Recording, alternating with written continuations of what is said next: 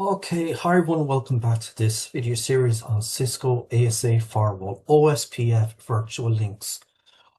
All areas must talk to area 0, the backbone area. It's likely that this will not always be possible. However, in OSPF, virtual links can be configured to connect an area through a non-backbone area. They can also be used to connect two parts of a segmented backbone through non-backbone areas.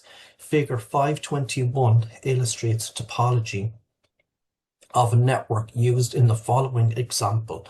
The Cisco ASA is configured with a virtual link to a router located on a DMZ interface. To configure a virtual link on the Cisco ASA, complete the following steps. Step 1.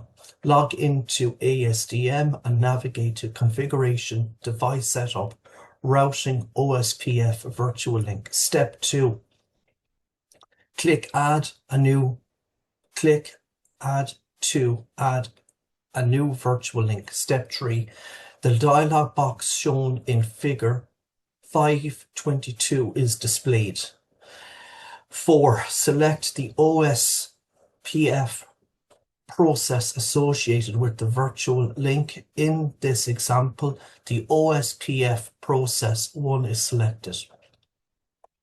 So step 5, select the area shared by the neighbor OSPF devices under the area ID pull-down menu. Please note that NSSA or Stub areas cannot be associated with a virtual link in this example.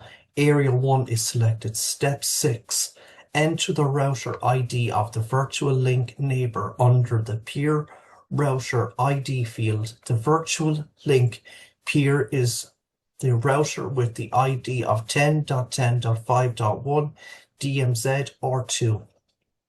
At first, the virtual link is down because the Cisco ASA does not know how to reach the router labeled DMZ or 2. All the LSAs in Area 1 need to be flooded, and the shortest path first SPF algorithm must run within Area 1 for the Cisco ASA to successfully reach DMZ or 2 through Area 1. In this example, Area 1 is the transit area.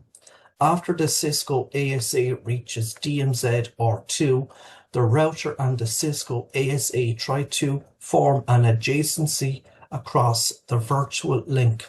After the Cisco ASA and the DMZ or 2 router become adjacent on the virtual link, DMZ or 2 becomes an ABR because it now has a link in Area 0. Consequently, a summary LSA for the networks in Area 0 and Area 1 is created. Example 516 shows the CLI command sent by ASDM to the Cisco ASA to create the virtual link to the DMZ or to the DMZ or 2 router. The highlighted line in example 516 shows how the Area 1 virtual link command is used to create the virtual link to 10.10.5.1. The show OSPF virtual links command can be used to display statistical information about an OSPF virtual link. The output of the show OSPF virtual links is included in example 517. Configuring OSPF authentication. Cisco ASA supports both plain text and MD5 OSPF authentication. MD5 authentication is recommended because it is more secure than plain text authentication. When configuring authentication, an entire area must be configured with the same type of authentication. For example, if Area 1 is configured for MD5 authentication, all devices running OSPF must run MD5 authentication. Figure 523 includes an example of a Cisco ASA performing MD5 authentication on its inside interface. All routers and the Cisco ASA reside in Area 0 and they must use the same authentication type and shared secret password to learn routes from each other. So complete the following steps to configure OSPF MD5 authentication using ASDM. Step 1, log into ASDM, navigate to configuration, device setup, routing, OSPF setup. Step 2, click on the Area Networks tab and select the OSPF process where MD5 authentication is to be enabled. In this example, OSPF process 1 is selected. Step 3, click on Edit to edit the OSPF process settings. The dialog box shown in figure 524 is displayed. Step 4, select MD5 under the Authentication section. Step 5, click OK. Step 6, click Apply to apply the OSPF process changes. Step 7, navigate to Configuration, Device Setup, Routing, OSPF Interface. Step 8, select the interface where OSPF MD5 authentication is to be enabled and click Edit. In the example, OSPF MD5 authentication is enabled in the inside interface. Step 9, the dialog box shown in figure 525 is displayed. Click on MD5 authentication under the Authentication section. Step 10, enter the MD5 key ID under the MD5 IDs and keys section. The MD5 key ID is numerical identifier. This identifier can be any number from 1 to 255. The number 1 is used in this example. Step 11, enter the MD5 key, which is the shared secret used by the Cisco ASA and the OSPF peer. This is an alphanumeric character string of up to 16 bytes. The key super secret is used in this example. Step 12, click on Add to add the MD5 key ID and the MD5 key strings, or key settings, sorry. Step 13, click OK. Step 14, click Apply to apply the configuration changes. Step 15, click Save to save the configuration in the Cisco ASA. Example 518 shows the CLI commands sent by ASDM to the Cisco ASA to enable OSPF MD5 authentication. OSPF virtual links can also be authenticated with MD5 or plain text authentication. The following steps show how to enable MD5 authentication in the virtual link configuration previously discussed. Step 1, log into ASDM and navigate to Configuration, Device Setup, Routing, OSPF virtual link. Step 2, select the virtual link that was previously configured and click on Edit. Step 3, click on Advanced to configure the advanced OSPF virtual link properties. The dialog box shown in figure 526 is displayed. Step 4, select MD5 authentication under the Authentication section. Step 5, enter the MD5 key ID and the MD5 key under the MD5 IDs and key section. In this example, the MD5 key ID is the number 1 and the MD5 key is super secret.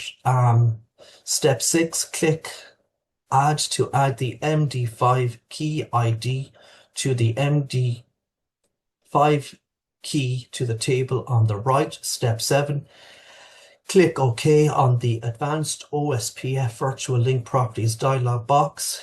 Step 8, click OK on the Edit OSPF Virtual Link dialog box. Step 9, click Apply to apply the configuration changes in ASDM.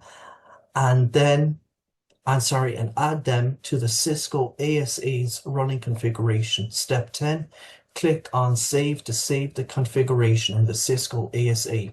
Example 519 shows the CLI commands sent by ASDM to the Cisco ASA to enable OSPF virtual link MD5 authentication.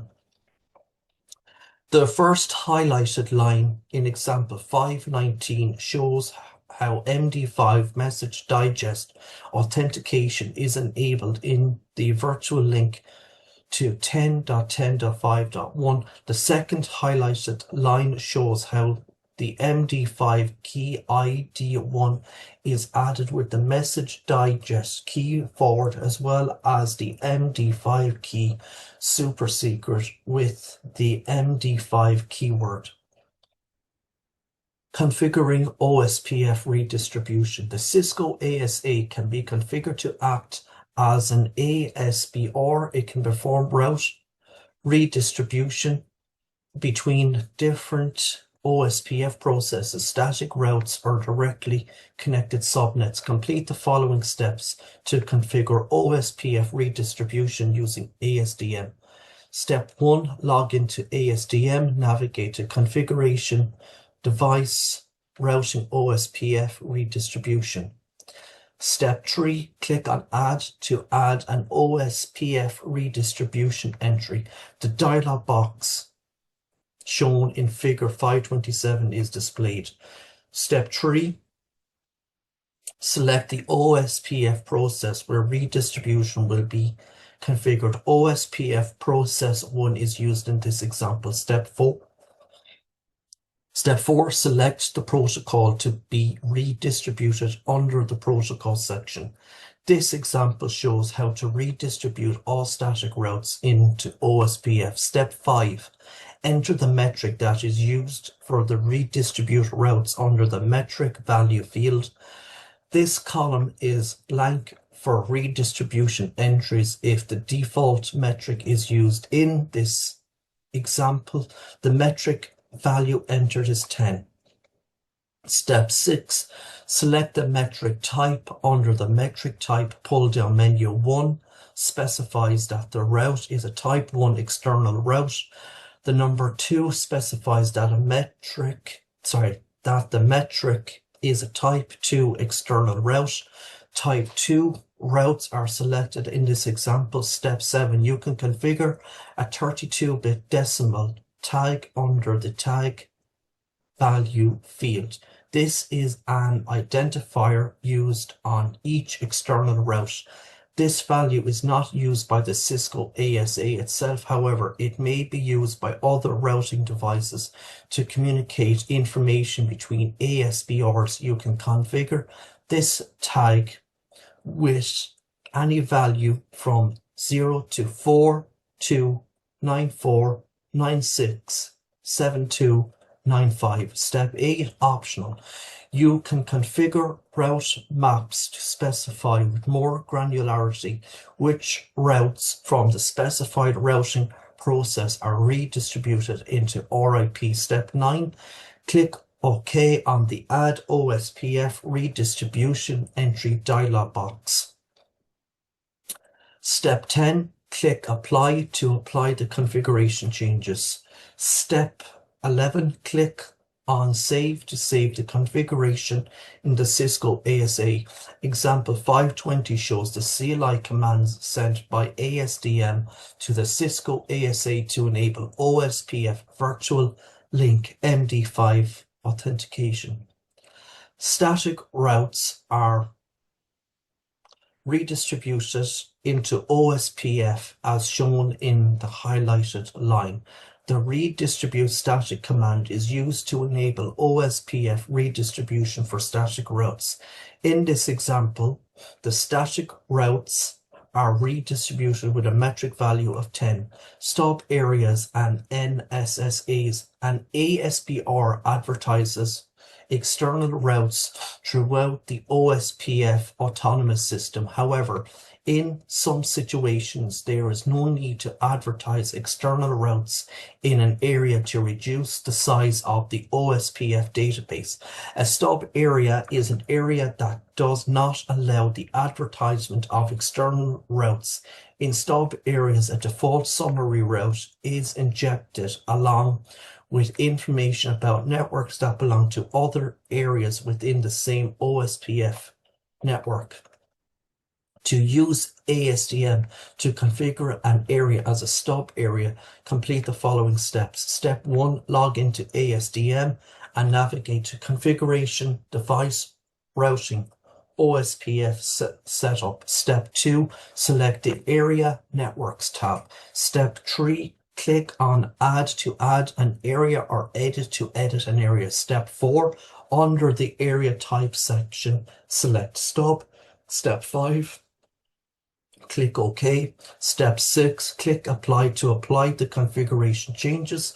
Step 7, click on Save to save the configuration in the Cisco ASA. To use ASDM to configure an area as an NSSA, complete the following steps. Step 1, log into ASDM and navigate to Configuration, Device Setup, Routing, OSPF Setup. Step 2, select the Area Networks tab. Step 3, click on Add to add an area or Edit to edit an area. Step 4, under the Area Type selection, select NSSA. Step 5, click OK. Step 6, click Apply to apply the configuration changes. Step 7, click on Save to save the configuration in the Cisco ASA. In the CLI, you can use the NSSA option with the area OSPF sub command to configure this feature in the Cisco ASA. The following is the command syntax, as you can see here. So I'm going to here to see for this video. If you like listening, please consider like, sharing and subscribing. Thank you.